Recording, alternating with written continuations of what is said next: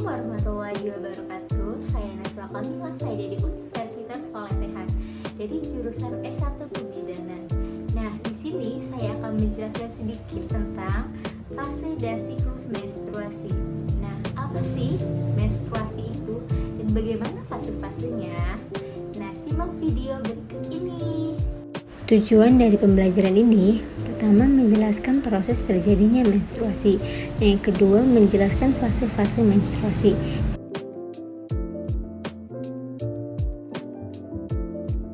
Menstruasi adalah pendarahan secara periodik dan siklik dari uterus disertai pelepasan dinding rahim atau endometrium.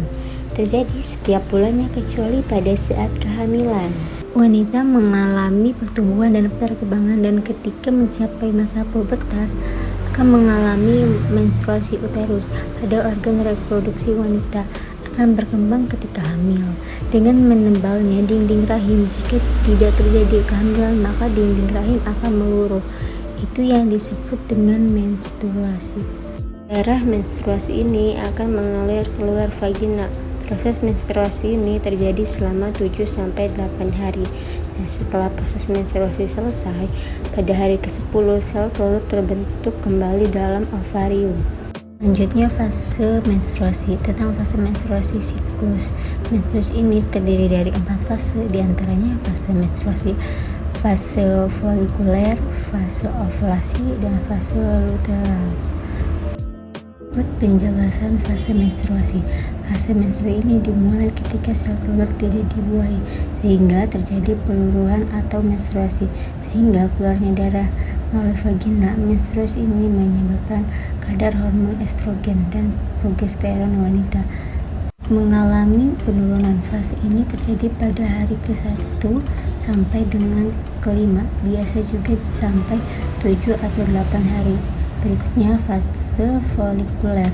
Ini disebut juga sebagai fase praovulasi. Fase ini dimulai pada hari haid dan akhir ovulasi.